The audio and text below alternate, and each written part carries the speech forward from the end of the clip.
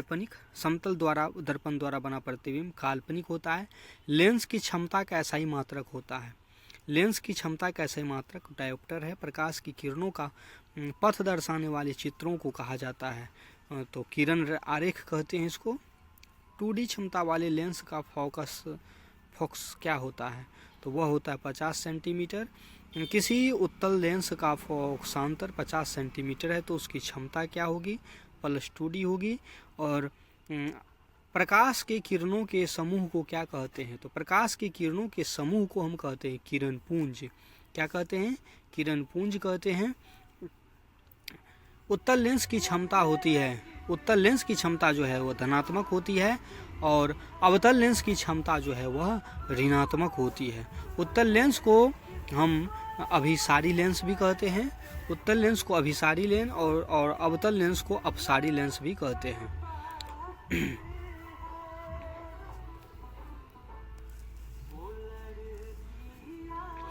निम्नलिखित में से कौन सा पदार्थ लेंस बनाने के लिए प्रयोग किया जा सकता है, तो वह मिट्टी है जो प्रयोग नहीं किया जा सकता है।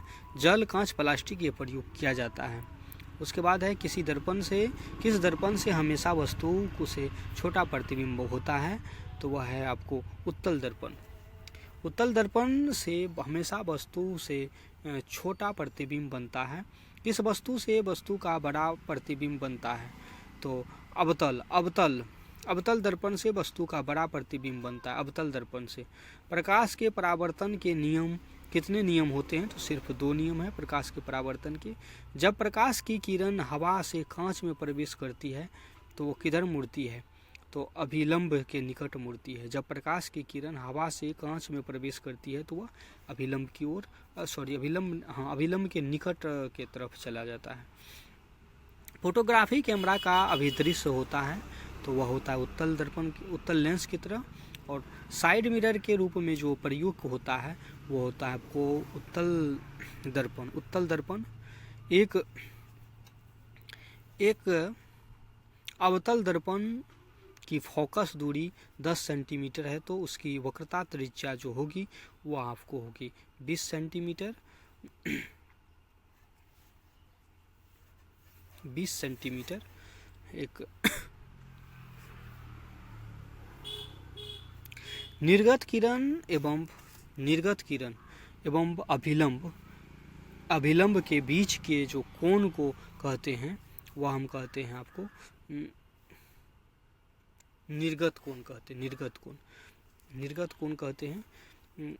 सरल सूक्ष्मदर्शी में किसका प्रयोग होता है, तो सरल सूक्ष्मदर्शी में जो प्रयोग होता है वो उत्तल लेंस का होता है।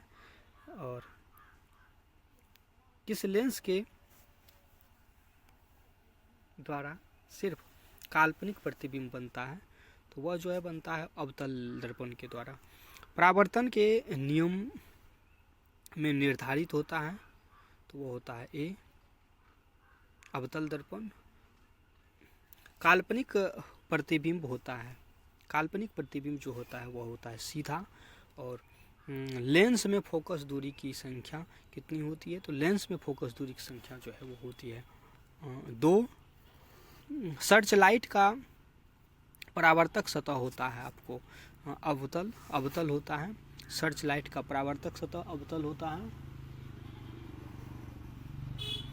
दाढ़ी बनाने में कौन सा दर्पण का प्रयोग किया जाता है, तो अवतल दर्पण का प्रयोग किया जाता है। एक उत्तल लेंस की क्षमता 1 डायोप्टर है तो उस लेंस की फोकस दूरी क्या होगी, तो वह होगी 100 सेंटीमीटर। क्योंकि आपको लेंस सूत्र याद होगा, तो 1/f बराबर 1/v + 1/u।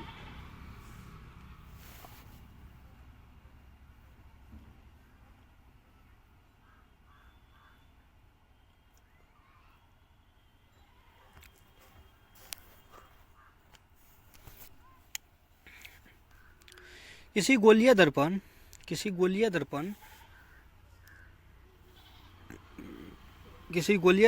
द्वारा तथा पीले गोलीय दर्पण दोनों की फोकस दूरी -15 सेंटीमीटर है। दर्पण तथा लेंस संभवतः क्या है, दोनों अवतल है। प्रकाश के अपवर्तन के कितने नियम हैं? तो प्रकाश के अपवर्तन के 2 नियम हैं। किसी माध्यम के अपवर्तनांक का मान होता है, किसी माध्यम के अपवर्तनांक का मान होता है sin I बटा sin R, sin I बटा sin R। एक उत्तल लेंस क्या होता है? एक उत्तल लेंस जो है वह किनारों की अपेक्षा बीच में मोटी होती है। एक उत्तल लेंस किनारे की अपेक्षा बीच में मोटी होती है। एक अवतल लेंस का आवर्धन किसके बराबर होता है? तो वह होता है आपको V/U के बराबर, V/U। गोलीय दर्पण में फोकसांतर एवं वक्रता त्रिज्या के बीच क्या संबंध है? तो R बराबर 2F है। फोकसांतर 2 गुना होता है वक्रता त्रिज्या का। सोलर कुकर में प्रयोग किया जाता है तो अवतल दर्पण का प्रयोग होता है। उत्तल लेंस में बना प्रतिबिंब जो होता है वो वास्तविक और उल्टा होता है।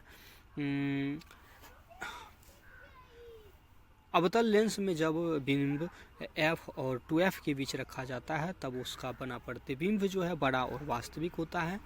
2 वक्रीय पृष्ठ से घिरे ठोस माध्यम को क्या कहते हैं? तो गोलीय लेंस कहते हैं।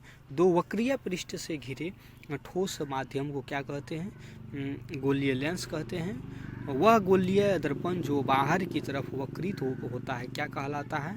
तो वह उत्तल दर्पण कहलाता है, उत्तल दर्पण कहलाता है। गोलीय दर्पण के परावर्तक पृष्ठ के केंद्र को दर्पण का कहा जाता है, क्या कहा जाता है? तो ध्रुव कहा जाता है। किसी लेंस द्वारा उत्पन्न आवर्धन का SI मात्रक क्या हो सकता है?